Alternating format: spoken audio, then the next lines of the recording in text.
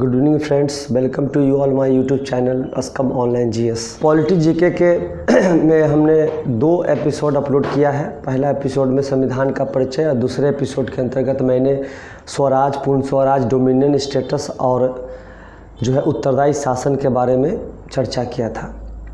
आज उसी के कड़ी में एक अगला टॉपिक है हमारा संविधान सभा एवं संविधान की मांग। तो जिस प्रकार आपने देखा कि कैसे स्वराज कन्वर्ट हो गया डोमिनियन स्टेटस में, फिर उसके बाद पूर्ण स्वराज में उत्तरदायी शासन किसको कहते हैं, इसी क्रम में ये भी था हमारा कि संविधान की मांग भी हो रही थी। तो सबसे पहले संविधान की मांग, सबसे पहले भारत में संविधान की मांग व्यक्तिगत रूप से बाल गंगाधर तिलक ने 1895 में की थी। सर्वप्रथम बाल गंगाधर तिलक ने 1895 में संविधान सभा की मांग की थी, संविधान निर्माण की मांग की थी। उसके बाद महात्मा गांधी ने भी 1922 में संविधान के निर्माण की बात कही थी कि जब भी भारत आज़ाद होगा, जब भी भारत को स्वाधीनता मिलेगी, तो भारत के लोगों की इच्छाओं के अनुसार ही वो संविधान निर्मित होगा। तो ये बात गांधी जी ने प्रबलतम तरीके से कहा था और कहा ना, जब भी भारत को स्वाधीनता मिलेगी, भारतीय संविधान का निर्माण भारतीय लोगों की इच्छाओं के अनुकूल किया जाएगा। तो महात्मा गांधी ने भी संविधान के बारे में 1922 में अपना वक्तव्य दिया था। इसी बीच फ्रेंड्स, स्वराज पार्टी कांग्रेस से अलग होकर बनी थी असहयोग आंदोलन की विफलता के बाद। तो स्वराज पार्टी भी काफ़ी हद तक संविधान सभा और संविधान निर्माण के लिए वकालत कर रहा था। तो इसी बीच ब्रिटिश सरकार ने भारतीयों को चैलेंज दिया, खास करके कांग्रेस पार्टी को चैलेंज दिया कि यदि आप में कैपेसिटी है, एबिलिटी है, तो अपना संविधान का ड्राफ्ट बनाकर दिखाएं। और यही वजह है कि कांग्रेस ने मोतीलाल नेहरू की अध्यक्षता में एक कमेटी गठित की थी और उस कमेटी ने भारत का प्रथम ड्राफ्ट संविधान का तैयार किया था और वह रिपोर्ट नेहरू रिपोर्ट के नाम से जाना जाता है, जो 1928 में प्रकाशित हुआ था। और यह रिपोर्ट कांग्रेस पार्टी के द्वारा साइमन कमीशन को सौंपा गया था। कालांतर में साइमन कमीशन ने नेहरू रिपोर्ट की अधिकांश बातों को अपने रिपोर्ट में शामिल किया था और साइमन कमीशन की रिपोर्ट 1930 में आई थी और उसी रिपोर्ट के आधार पर लंदन में 3 गोलमेज सम्मेलन आयोजित हुए 1930, 31 और 32 में। और तदुपरांत उसी साइमन कमीशन के रिपोर्ट पर 1935 का अधिनियम पारित हुआ, जो भारतीय संविधान का सबसे बड़ा स्रोत है। लगभग 200 अनुच्छेद उससे लिए गए थे। तो नेहरू रिपोर्ट में चूँकि ये 1928 में आया था और पूर्ण स्वराज की मांग कांग्रेस के द्वारा 1929 में की गई थी। तो फिलहाल 1928 में कांग्रेस ने डोमिनियन स्टेटस को भी अपनी ड्राफ्ट में रखा था। जो उसने ड्राफ्ट तैयार किया था उसमें डोमिनियन स्टेटस को भी रखा था। उसके बाद 1934 ईस्वी में एम.एन. राय ने संविधान सभा के गठन के बारे में अपना विचार प्रकट किया और 1935 में भारतीय राष्ट्रीय कांग्रेस ने भी आधिकारिक तौर पर संविधान सभा के गठन की मांग की। कांग्रेस ने आधिकारिक तौर पर संविधान सभा के गठन की मांग की, देख रहे हैं 1935। उसके बाद ब्रिटिश सरकार जो है द्वितीय विश्व युद्ध में इन्वॉल्व हो गई। पता ही है कि 1939 में सेकंड वर्ल्ड वॉर स्टार्ट हो गया। अब ब्रिटिश सरकार चाहती थी कि किसी तरह भारतीय भी उनका साथ दे, क्योंकि स्थिति बहुत ख़राब थी ब्रिटेन की। तो इसी लालच में ब्रिटिश सरकार ने एक अगस्त घोषणा की, अगस्त प्रस्ताव पेश किया। अगस्त घोषणा तो 1917 में आया था। अगस्त प्रस्ताव पेश किया गया मॉन्टेग्यू के द्वारा ब्रिटिश संसद में, जो कि भारत सचिव या भारत मंत्री कहे जाते हैं। उन्होंने कहा, एक प्रस्ताव दिया ताकि भारत उनका समर्थन करे। तो भारत युद्ध में समर्थन करे और उसके बदले में ब्रिटिश सरकार ने कुछ बातें कही कि मैं, है ना, हमारा जो लक्ष्य है भारत को एक डोमिनियन स्टेटस का दर्जा प्रदान करना।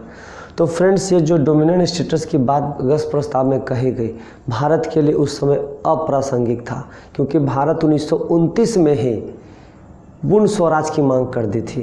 कांग्रेस पार्टी ने लाहौर अधिवेशन में पूर्ण स्वराज की मांग कर दी थी, परंतु अब डोमिनियन स्टेटस जो दिया जा रहा था अगस्त प्रस्ताव के द्वारा, तो क्या ये प्रासंगिक था? बिल्कुल नहीं, क्योंकि अब कांग्रेस को तो क्या चाहिए था, भारतीय लोगों को क्या चाहिए था, तो पूर्ण स्वराज, टोटल इंडिपेंडेंस चाहिए था। दूसरा, इसमें कहा गया था कि उसके पश्चात संविधान सभा का गठन किया जाएगा, जिसमें मुख्यतः भारतीय अपने सामाजिक, आर्थिक और राजनीतिक धारणाओं के अनुरूप संविधान के निर्माण की रूपरेखा सुनिश्चित करेंगे। मतलब भारतीय ही सुनिश्चित करेंगे, कोई इंटरफेयर नहीं होगा। संविधान ऐसा होगा कि रक्षा, अल्पसंख्यकों का हित, राज्यों से संधियां तथा अखिल भारतीय सेवाएं इत्यादि मुद्दों पर भारतीयों के अधिकार का पूर्ण ध्यान रखा जाएगा। ठीक है। और एक पॉइंट था कि अल्पसंख्यकों को आश्वस्त किया गया कि सरकार किसी ऐसी संस्था को शासन नहीं सौंपेगी जिसके विरुद्ध सशक्त मत हो। अर्थात मिला जुलाकर अगस्त प्रस्ताव के माध्यम से अल्पसंख्यक वर्गों के हितों का संरक्षण किया गया। उनको ये प्रोटेक्शन दिया गया कि आपको लेकर ही हम देश को आज़ाद करेंगे या संविधान बनेगा, आपके हित का पूरा ध्यान में रखा जाएगा।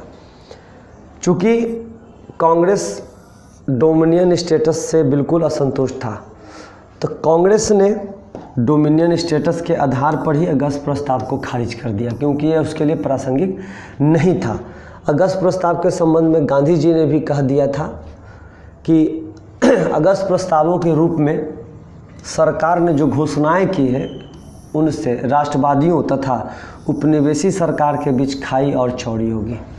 क्योंकि फ्रेंड्स, भारत, कांग्रेस चाहता था एक ऐसा भारत जो कंप्लीट धर्मनिरपेक्ष हो, लोकतांत्रिक हो, परंतु ब्रिटिश सरकार ने अल्पसंख्यकों के बारे में विशेष बातें कह के ये और खाई पैदा कर दी।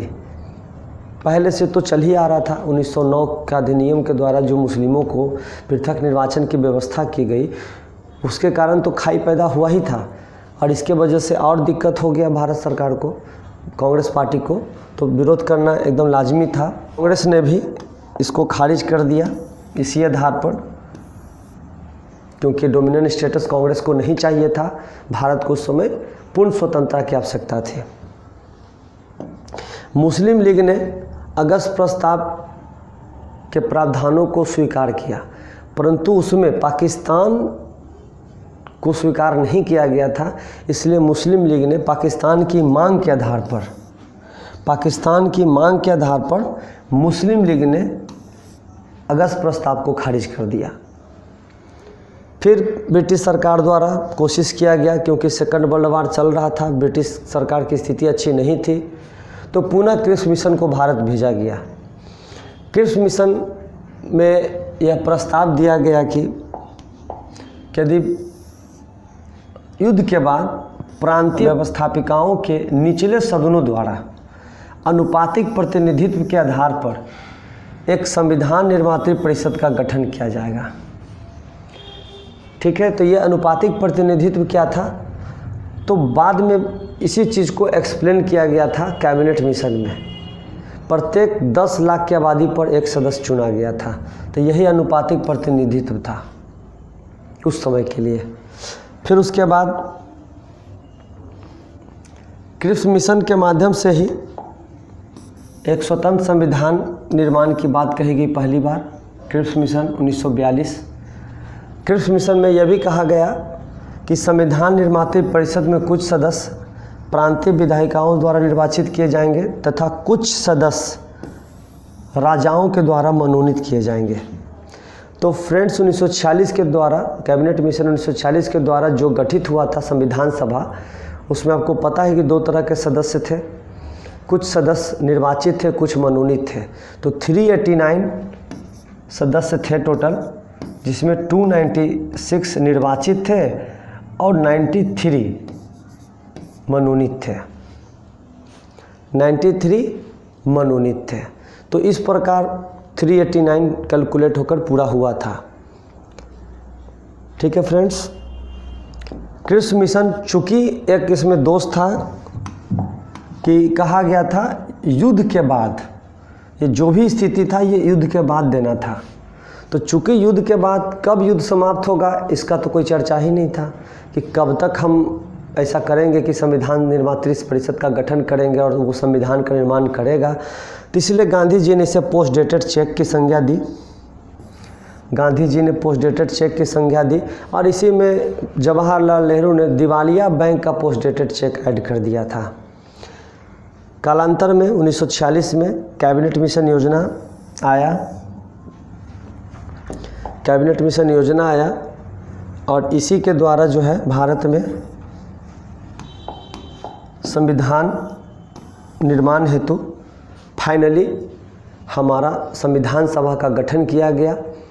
जो कृषि मिशन में बातें थी उस बातों को भी अपनाया गया कैबिनेट मिशन में, बट कैबिनेट मिशन द्वारा तत्काल संविधान सभा के गठन के लिए निर्वाचन कराए गए। एक खाका तैयार किया गया कि कितने सदस्य होंगे, कितने निर्वाचित होंगे, कितने मनोनीत होंगे। तो इस प्रकार हमारा जो है ये बैकग्राउंड एक तैयार हुआ कि कैसे हमारा संविधान निर्माण शुरू हुआ।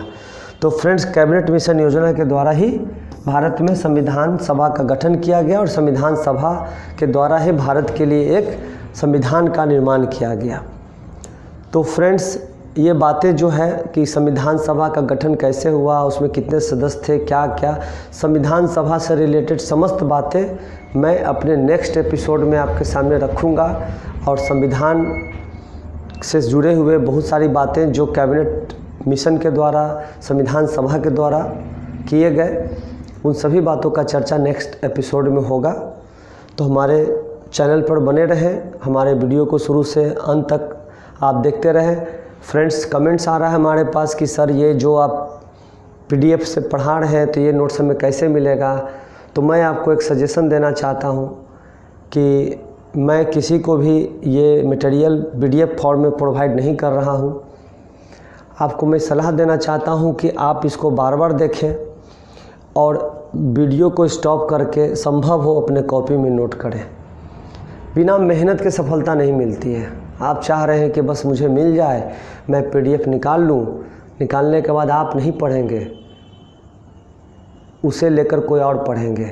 सच्चाई यही है। तो आप पढ़िए। आपको पढ़ने के लिए आपको अपना लिखना चाहिए, लेखन कला आप में विकसित होना चाहिए।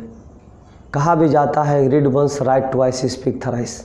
अगर आपको कोई सफलता पानी हो तो यूं ही नहीं किसी का UPSC क्रैक होता है, यूं ही नहीं कोई BPSC क्रैक करता, मेहनत करना पड़ता है। तो मेहनत कीजिए। मैं स्पष्ट दे रहा हूँ PDF बनाकर, मैं चाहूँ तो यूं ही भी लिख कर बोर्ड पे बताऊँ सब, लेकिन मैं स्पष्ट इसलिए दे रहा हूँ क्योंकि आप इसको देखें, वीडियो स्टॉप कर कर के आप अपने कॉपी में नोट करें, इसी से नोट्स बनेगा। और कई लोगों का कमेंट आ रहा है कि क्वेश्चन करा दीजिए, 25-25 क्वेश्चन करा दीजिए।